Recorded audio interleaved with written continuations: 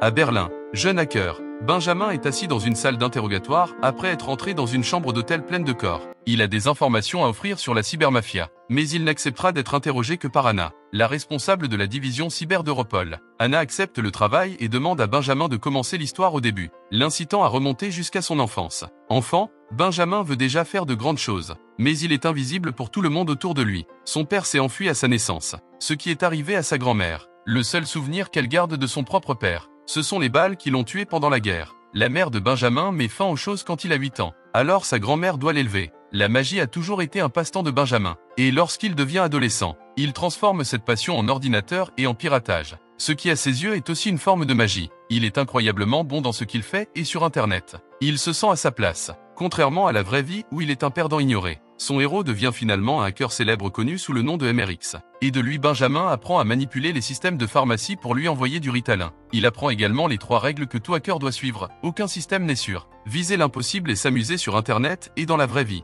Ce n'est pas possible pour Benjamin puisqu'il n'a même pas d'amis. Seulement un boulot de livreur de pizza minable parce qu'il n'est jamais allé à l'université. Un soir, il fait une livraison à un groupe d'études qui comprend Marie, la fille pour qui il craque depuis le lycée. Mais elle ne reconnaît pas qui il est. Elle prend sa défense lorsqu'une erreur sur les pizzas est découverte et Benjamin essaie de la remercier avec une citation de super-héros. Mais elle le considère comme un cinglé et Benjamin par la queue entre les jambes. Avant de sortir, il surprend Marie mentionner qu'elle souhaite pouvoir avoir les réponses à l'examen. Alors il décide de s'introduire dans l'université et de pirater le serveur central. De cette façon, il pourrait l'impressionner et la faire épouser. Sa technique de piratage est sans faille et les réponses sont acquises. Mais malheureusement, il se fait prendre par un agent de sécurité. Comme il n'a pas de casier judiciaire, sa seule punition est le service communautaire. Et tout en nettoyant les rues, Benjamin rencontre Max, un homme très charismatique qui est impressionné par son histoire de piratage et l'invite à une fête plus tard. Le soir, Benjamin assiste à la fête et découvre que Marie est là aussi mais n'ose pas lui parler. Max emmène Benjamin dans un bureau privé et le présente au maître du logiciel, Stéphane, et au monstre du matériel, Paul,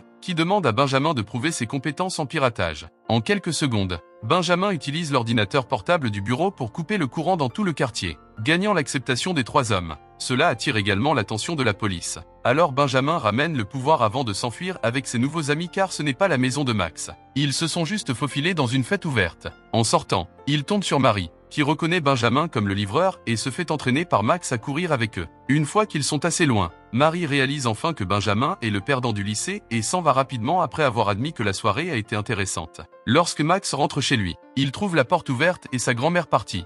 Heureusement, il la trouve errant dans les rues avant qu'elle ne se blesse. Mais c'est un signe que sa maladie d'Alzheimer a suffisamment avancé pour qu'elle ait besoin d'une maison de retraite. Quelques jours plus tard, Max retrouve Benjamin et lui rappelle les règles de MRX, ce qui signifie que Benjamin doit commencer à profiter de la vie. Max se considère comme un hacker social parce que les gens sont la partie la plus vulnérable de tout système et qu'il suffit de les tromper. Pour le prouver, il prend un ticket de magasin de beignets et une boîte vide dans une poubelle et les utilise pour convaincre le vendeur que sa commande est arrivée vide. Par la suite, il rencontre Paul et Stéphane sur un parking et il vole une camionnette qui l'emmène dans une salle où se tient une importante conférence politique. À l'aide de fausses pièces d'identité qu'ils ont fabriquées eux-mêmes, il se faufile à l'intérieur et Benjamin s'approche de l'ordinateur portable principal en utilisant les conseils de Max sur le piratage social, prétendant faire partie de l'équipe d'organisation.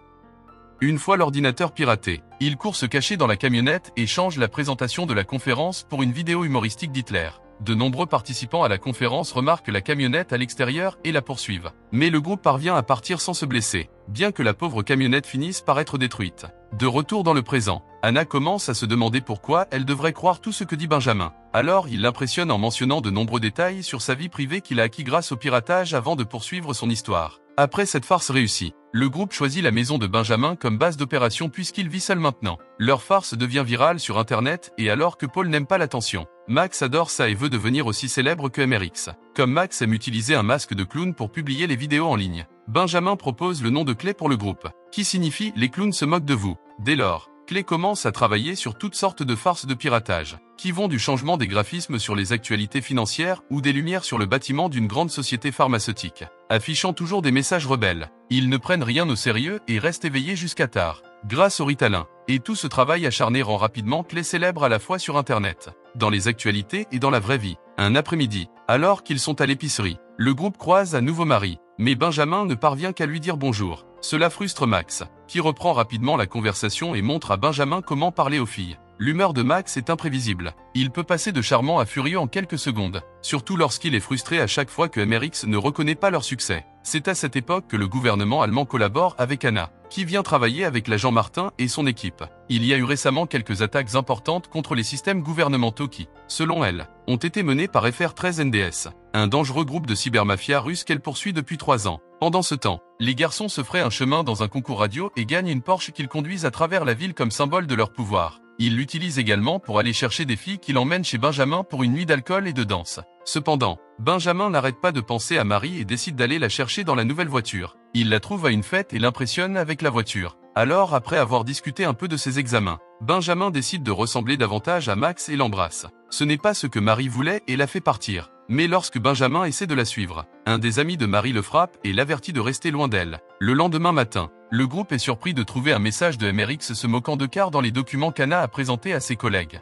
Clay était mentionné comme inoffensif et n'ayant rien à craindre. Cela enrage Max, qui est obsédé par le fait d'essayer d'impressionner MRX et d'être accepté dans la cour des grands. Alors Benjamin a une idée, il devrait pirater le bâtiment principal du BND, la centrale intelligence allemande. C'est leur cible la plus difficile à ce jour. Mais il commence simplement par suivre le camion qui a ramassé les ordures du BND. Et une fois que tout est dans la benne à ordures, ils plongent pour tout ce qui est utile. Ils finissent par trouver une carte d'anniversaire avec un nom dessus. Et avec ce nom, ils trouvent l'adresse email d'un employé du BND. Grâce à un processus connu sous le nom de phishing, ils envoient un lien frauduleux prétendant qu'il s'agit de jolies photos. Et lorsque l'employé clique dessus, elle leur accorde un accès instantané à son ordinateur. Ils ne peuvent pas accéder au serveur principal à partir de là, mais ils ont accès à ces fichiers et comme c'est elle qui fabrique les cartes d'accès au bâtiment, Clay commande 4 cartes pour eux-mêmes et parvient à entrer facilement dans le bâtiment BND par la porte d'entrée. Paul s'occupe de l'alimentation principale et des alarmes de sécurité. Stéphane supprime les enregistrements des caméras de sécurité et Benjamin est chargé de faire le piratage proprement dit,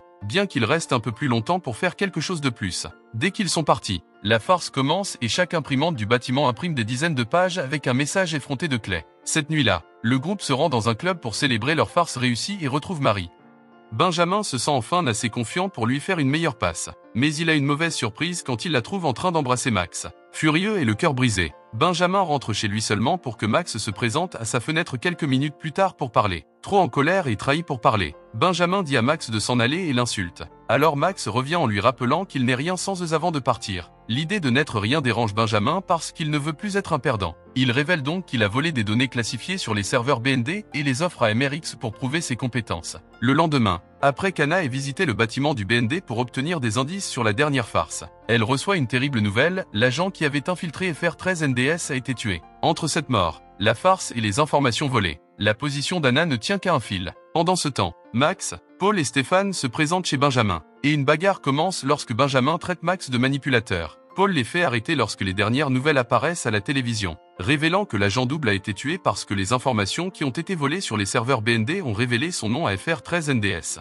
pour lequel MRX travaille. Et maintenant Clay est étiqueté comme un groupe terroriste. Le groupe panique et Stéphane veut partir tandis que Max veut que Benjamin se livre à la police puisque tout est de sa faute. Mais Paul est contre le sacrifice de qui que ce soit. Benjamin souligne qu'il devrait plutôt livrer MRX et FR13NDS à la police. De cette façon, ils peuvent redevenir invisibles. Leur discussion est soudainement interrompue par la sonnette. C'est Marie, qui s'inquiète pour Benjamin après sa disparition hier soir. Elle pense qu'il agit bizarrement en ce moment aussi, et il prend cela comme une insulte et une preuve qu'elle le verra toujours comme un monstre. Alors il la renvoie après l'avoir accusé d'être venu uniquement pour Max et de souhaiter ne l'avoir jamais rencontré. Clay convient qu'il devrait trouver MRX. Mais comme ils sont devenus si paranoïaques, ils décident d'utiliser un réseau public à la bibliothèque locale, ce qui permet à l'équipe d'Anna de suivre leur emplacement. Plus vite que prévu, Benjamin obtient l'accès à la chaîne privée de MRX, où MRX l'accueille officiellement dans le Darknet et lui offre un fichier avec le prochain travail. Benjamin télécharge le fichier juste à temps avant qu'Anna n'arrive avec un groupe d'officiers, réussissant à les éviter en se cachant sous la table.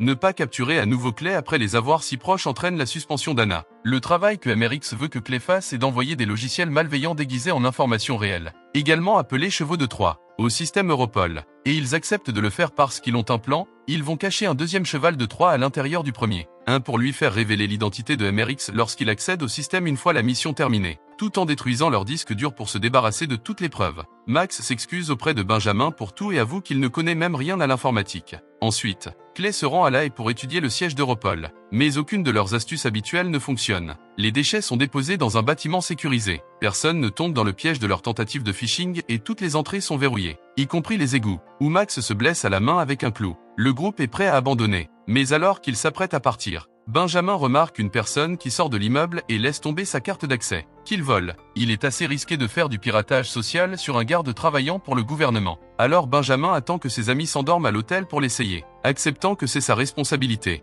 En se faisant passer pour le propriétaire de la carte d'accès, Benjamin convainc le gardien de lui donner 2 minutes à l'intérieur pour retrouver un portefeuille qu'il a perdu et parvient à planter un boîtier conçu par Paul qui lui donne accès au réseau BND. Le lendemain matin, Benjamin rencontre MRX sur sa chaîne privée pour lui transmettre le cheval de 3 cachets. Mais MRX était déjà au courant de cette astuce et active la caméra sur l'ordinateur de Benjamin, exposant son visage à l'ensemble du Darknet. Immédiatement, un groupe de gangsters russes le trouve et le poursuit à travers la ville. Benjamin ne parvient à se sauver qu'en se cachant dans les tunnels du métro. Malheureusement, ses amis n'ont pas autant de chance et lorsque Benjamin rentre à l'hôtel, il les trouve tous morts.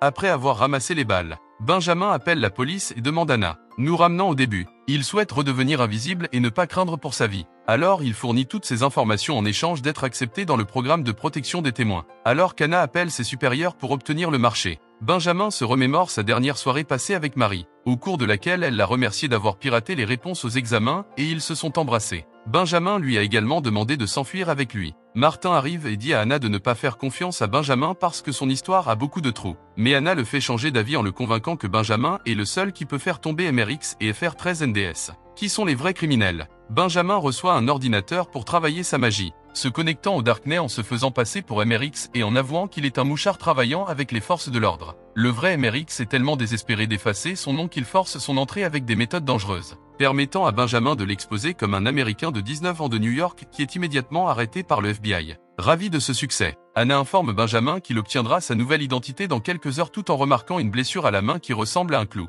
Se souvenant de l'observation de Martin sur tous les trous dans l'histoire de Benjamin, Anna décide d'enquêter davantage, en commençant par la maison de Benjamin où elle trouve la boîte vide de Ritalin. Puis elle rencontre Marie, qui nie avoir vu Benjamin depuis qu'il livre les pizzas et le traite de fou. Enfin, Anna rend visite au médecin responsable de la grand-mère de Benjamin, qui explique que Benjamin a grandi dans des circonstances peu claires et que sa mère a mis fin aux choses pour elle-même parce qu'elle souffrait d'un trouble de la personnalité multiple, qui est héréditaire et que des médicaments comme le Ritalin peuvent aggraver les symptômes. Après que des tests en laboratoire aient confirmé que les balles que Benjamin a ramenées de l'hôtel sont les souvenirs de guerre de sa grand-mère et qu'aucun corps n'a été retrouvé, Anna retourne le voir et explique qu'elle connaît la vérité. Max, Paul et Stéphane n'ont jamais existé.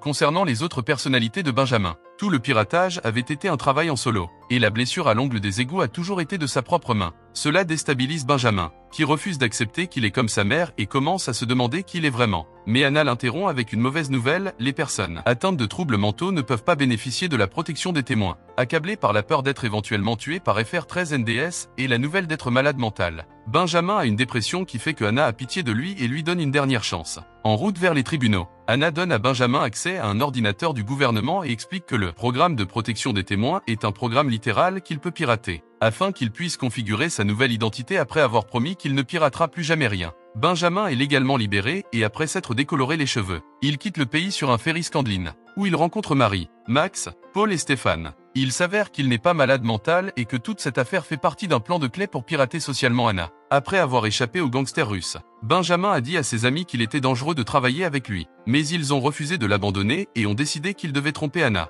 Avec l'aide de la connaissance de la loi de Marie, ils apprennent que les personnes atteintes de troubles mentaux ne peuvent pas bénéficier de la protection des témoins et ils ont mis en place toute l'histoire pour avoir des trous exprès. Ils ont également blessé la main de Benjamin pour correspondre à celle de Max et ont récupéré les balles de la boîte de sa grand-mère comme touche finale. Benjamin n'a pas écrit son nom sous la protection des témoins. Il a en fait supprimé toutes ces informations du système et a fait de même pour ses amis. Alors maintenant ils peuvent commencer une nouvelle vie tout en étant vraiment invisibles. Pendant ce temps, lors de la conférence de presse de Martin annonçant leur succès, Anna se rend compte qu'elle a été trompée mais sourit toujours à elle-même. Elle pense que Benjamin a raison, le plus gros poisson a été pêché et maintenant elle peut reprendre sa place.